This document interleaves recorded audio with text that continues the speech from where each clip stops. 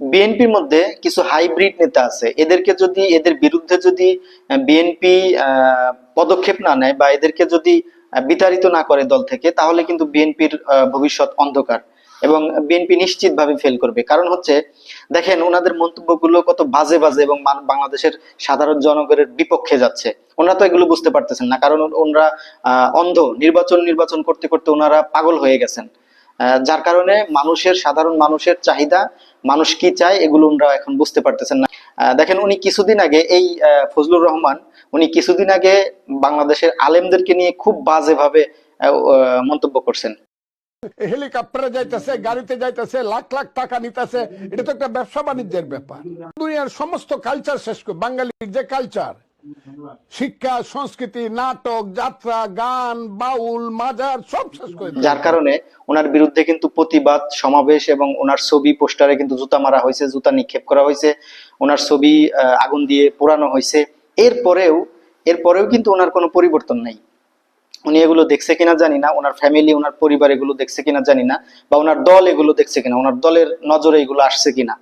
যদি এসে থাকে তাহলে কেন পদক্ষেপ নিচ্ছেন না?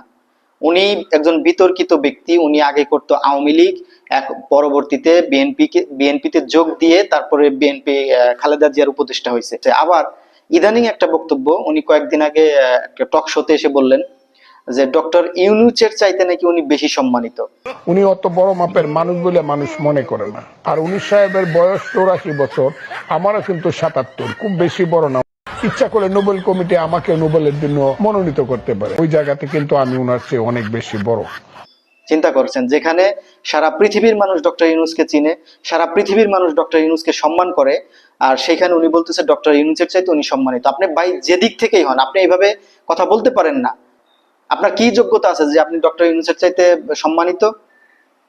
আপনি এই সমস্ত বক্তব্য থেকে ফিরে আসুন। কয়েকদিন আগে দেখলাম যে আপনি আরেকটা টক শোতে এসে বলতেছেন যে আমরা সবাই ভারতীয়। আমরা সিন্ধু পারের মানুষ, গঙ্গা পারের মানুষ, পদ্মা, মেঘনা, যমুনা পারের মানুষ, আমরা তো ভারতীয়। যেখানে সারা বাংলাদেশের মানুষ একাকার হয়ে গেছে ভারত বিরোধী আন্দোলনে, সবাই এক হয়ে ভারতের বিরুদ্ধে স্লোগান দিচ্ছে, তারপরে ভারতের দালালি করা থেকে বিরত থাকতে বলতেছে, তারপরে ভারতের পণ্য বয়কট করতেছে। আর সেখানে আপনি এখন এসে বলতেছেন যে আমরা সবাই ভারতীয়। আপনার এই বক্তব্যটা কি গ্রহণযোগ্য? আপনি যে এই বক্তব্যটা দিলেন, আপনি কি খায়া দিচ্ছেন বলেন তো আমার? আপনি 100 বছরের আগের কথা বলেন আর 50 বছরের আগের কথা বলেন, এটা দেখার বিষয় না। এখনকার প্রেক্ষাপটে এই বক্তব্য গ্রহণযোগ্য না। জেন জির অবস্থানটা আপনাকে বুঝতে হবে, এদের মনোভাব, এদের ম্যান্ডেট বুঝতে হবে। বিএনপির ফখরুল ইসলাম, এই লোকটাকে আগে আমি একজন সাহসী এবং সৎ মনে করতাম। কিন্তু ওনার বর্তমানকার ইদানিংকার যে বক্তব্যগুলো, এই বক্তব্যগুলো শুনলে বোঝা যায় যে উনি যদি বিএনপি দল ক্ষমতায় আসে তাহলে আওয়ামী লীগের চাইতে ডেঞ্জারাস হবে, আওয়ামী লীগের চাইতে ভয়ঙ্কর হবে। ওনার যে অরিজিনাল চরিত্রগুলো এখন ফুটে উঠতেছে। ওনার মুখে, ওনার মতো এত বড় একটা নেতা দলের পদে আছে, ওনার মুখে নির্বাচন ছাড়া কোনো কথা নাই।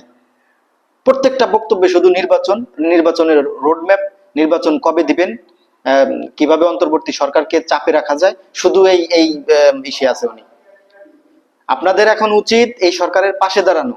এই সরকারের যে গ্রহণযোগ্যতা সারা বিশ্বে, এগুলো দেখে, অথবা বাংলাদেশের মানুষ এই সরকারকে খুব ভালোভাবে গ্রহণ করছে, ইউনূস সরকারকে, এগুলো আপনাদেরকে বুঝতে হবে। বুঝে এই সরকারের পাশে দাঁড়ান এবং সকলে মিলে মিশে দেশটাকে আগায় নেওয়ার চেষ্টা করেন। নির্বাচন করে ফালায়েন না, নির্বাচন করে আর এত ব্যস্ত হয়েন না। কারণ হচ্ছে, নির্বাচন আমাদের দরকার নাই, আমাদের দরকার দেশের উন্নয়ন, দেশের মানুষ শান্তিতে থাকবে, নিত্য পণ্যের দাম মানুষের ক্রয় ক্ষমতার মধ্যে থাকবে, এটাই মানুষ চায়। মানুষ এখন শান্তি চায়। নির্বাচন দরকার, আমাদের কোনো দল নাই।